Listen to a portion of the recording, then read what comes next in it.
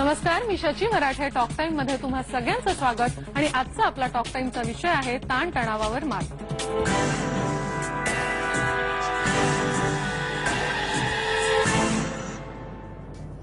Office, घर, शाळा या सगळ्या ठिकाणी असा माणूस शोधून सापडणं कठीण आहे की ज्याला कोणतंही ताण किंवा टेन्शन नाही. टेन्शन आणि ताण हे आपल्या आयुष्याचा एक अविभाज्य घटक बनलेत आणि म्हणूनच आज टॉक टाइम मध्ये आपण या सगळ्या ताणतणावावर मात कशी करायची आणि एक निरोगी आणि आनंदी आयुष्य कसं जगायचं ते शिकणार आहोत. आणि आपल्याला मार्गदर्शन करणार आहेत कॉर्पोरेट ट्रेनर शैलेश तांडेल. नमस्कार. तुमचं IBN लोकमत मध्ये स्वागत. आणि तुम्ही देखील तुमच्या प्रश्नांसह टॉक टाइम मध्ये सहभागी होऊ शकता. आम्हाला फोन करण्यासाठी 022-667-14764 या क्रमांकावर दुपारी 1:30 ते 2 या वेळात तुम्ही फोन करू शकता.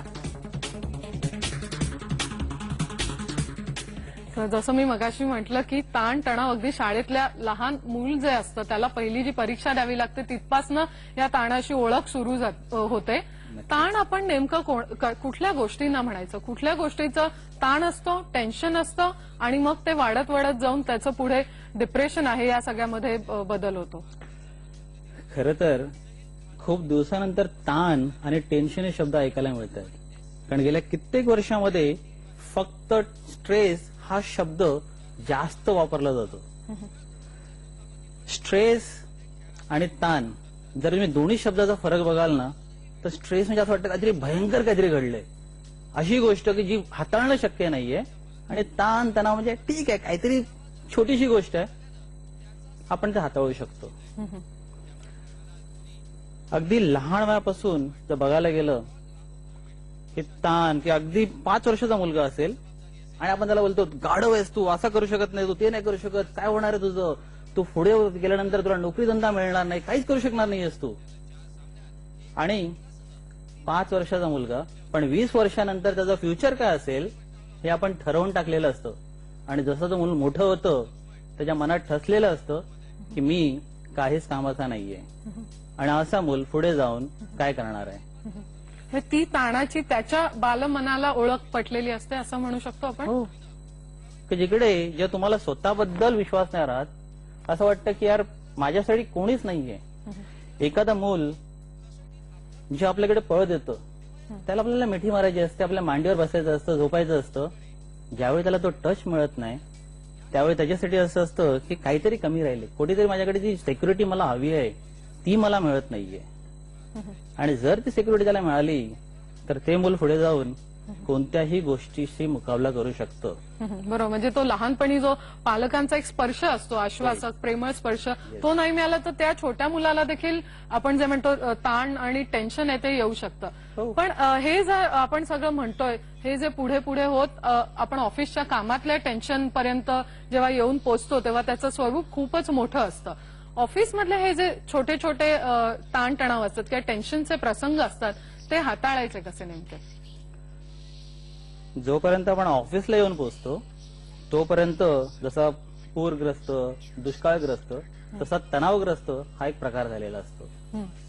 पूरग्रस्त किंवा तणाव दुष्काळग्रस्त कुठेतरी गावात की तुम्हाला माहितीये की इकडे पूर आलाय. तणावग्रस्त प्रत्येक व्यक्ती तणावाखाली वावरत असतं. फक्त एवढाच आहे की तो एक्सप्रेस नाही करत, की तो दाखवत नाही की त्याच्यामध्ये आहे, कुठेतरी ते दाबून ठेवतो. अगदी एखाद्या गोष्टीची भीती जरी वाटली तरी पण तो दाखवताना असं अरे I am somebody, I can handle this, मी हे गोष्ट करू शकतो. तिकडे जर मदत घ्यायची असेल तर तो मदत घ्यायला देखील नकार देतो आणि स्वतःला कुठेतरी एकटा करून टाकतो.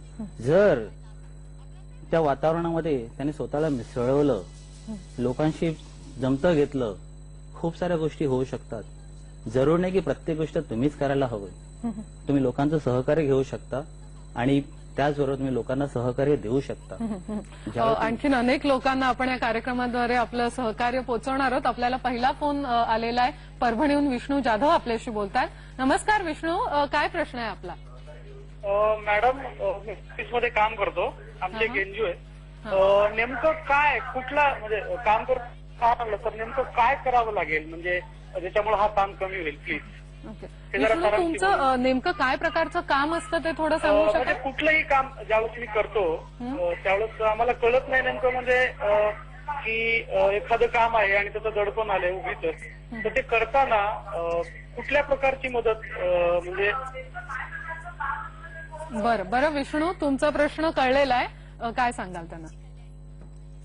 ज्यावेळी एखाद्या गोष्टीचं दडपण येतं त्यावेळी जवळची एखादी व्यक्ती असेल ज्यांच्याशी तुम्ही शेअर करू शकता, त्यांना विचारू शकता की बाबा मला हा प्रॉब्लेम आहे, मी आता काय करू शकतो, किंवा तुमचे जे बॉसेस आहेत त्यांच्यासमोर तुम्ही शेअर करू शकता, त्यांच्याशी डिस्कस करू शकता, सांगू शकता की मला ह्या गोष्टीमध्ये मदतीची गरज आहे, ही गोष्ट कशी करायची त्याची पूर्ण कल्पना मला नाहीये, जर मला याच्यात मदत केली गेली तर मी नक्कीच अतिशय चांगले रिझल्ट देऊ शकतो. बरोबर, म्हणजे थोडं संवाद साधणं महत्वाचं आहे. या मुद्द्यावर आपण अधिक बोलणार आहोत, पण अपूर्वा सावंत आपल्याशी बोलताय. अपूर्वा, काय प्रश्न आहे आपला? माझा प्रश्न असा आहे की आपण ऑफिसमध्ये प्लॅनिंग नुसार काम करत असतो, पण त्यावेळेस अनेक अडचणी येतात, त्यामुळे ताण येतो, तर त्यावेळेस कसं डील करावं? बर. प्लॅनिंग जेव्हा थोडी कुठे गडबड होते, प्लॅनिंग चुकतं, तेव्हा अनंत अडचणी येतात, तेव्हा जे येणारे टेन्शन आहे ते कसं दूर करायचं? आपण ज्यावेळी प्लॅन करतो त्यावेळी कित्येक वेळा आपण त्यामध्ये बफर टाइम ठेवत नाही. आपण बहुतेक वेळा ओव्हर शेड्युलिंग करतो, की असं असतं की एक काम संपला की दुसरा काम, दुसरा संपला की तिसरा काम, अगदी स्वतःच्या लंचसाठी देखील वेळ नसतो.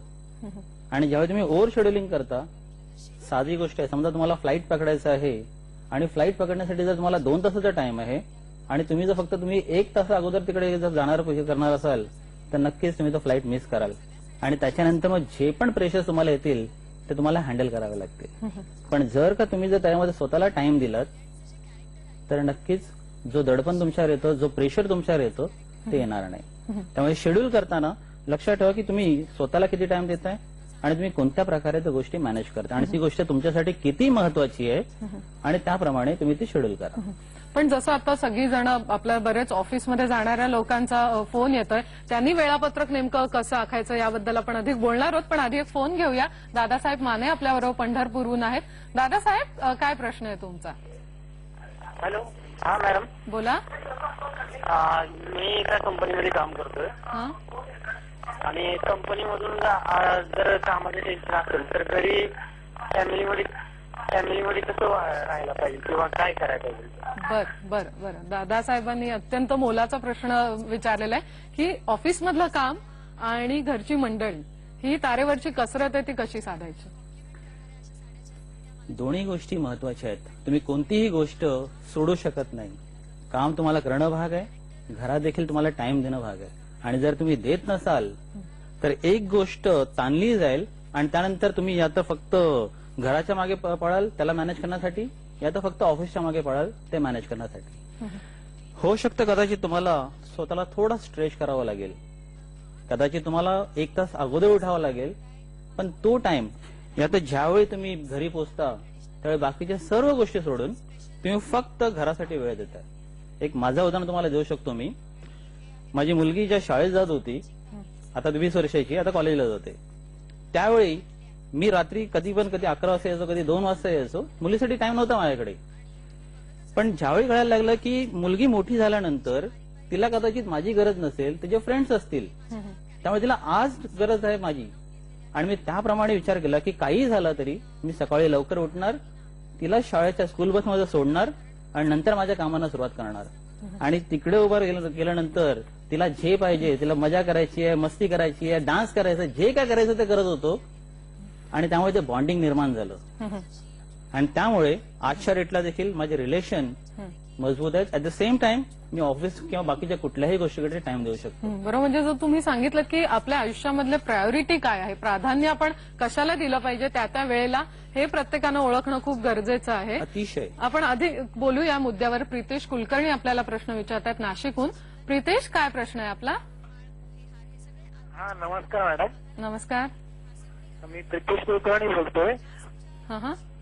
तर माझं असं म्हणणं आहे, जेव्हा माणूस जॉबवरनं घरी येतो तेव्हा त्याला काही प्रॉब्लेम्स असतात जॉबवर, तर मग ते त्याचा आपण विचार करतात, तो राग आपला घरच्यांवर कदाचित निघतो. तर मग घरच्यांनी समजून घेतलं पाहिजे की हा तणाव आहे, तर अशा कंडिशन मध्ये काय केलं?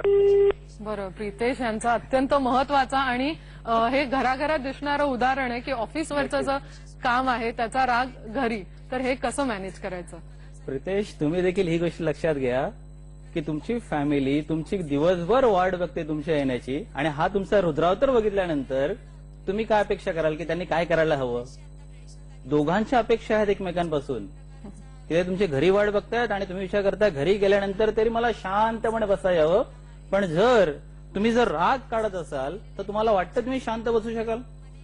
उलट तुम्ही तुमचा तणाव आणखीन वाढवताय.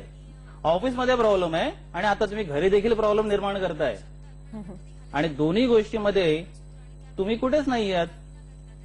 आणि जर तुम्हाला तुमची लाईफ जर मॅनेज करायची असेल तर ज्यावेळी तुम्ही घरी पोहोचता त्यावेळी हा विचार करा की माझ्या आयुष्यातला आता सर्वात महत्वाचा काम मी करणार आहे. मी माझ्या फॅमिली बरोबर राहणार आहे.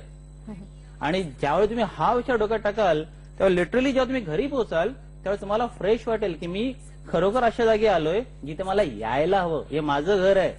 आणि त्यावेळी तुम्ही ते फील करायला लागाल. बरोबर. म्हणजे ऑफिस मधला ऑफिस काम आणि घरचं काम हे दोन व्हायला वेगवेगळे पाहिजे. कप्पे आहेत ते प्रितेश. तुम्ही करून बघा. थोडा वेळ लागेल पण हळूहळू तुम्हाला सवय होईल. टॉक टाइम मध्ये आणखीन देखील अनेकांचे प्रश्न आहेत ते तुम्ही आम्हाला विचारू शकता. आता एक छोटासा ब्रेक घेऊया. 022-667-1474 हे आमचे नंबर आहेत. तुमच्या मनात कुठलेही ताण असतील, टेन्शन्स असतील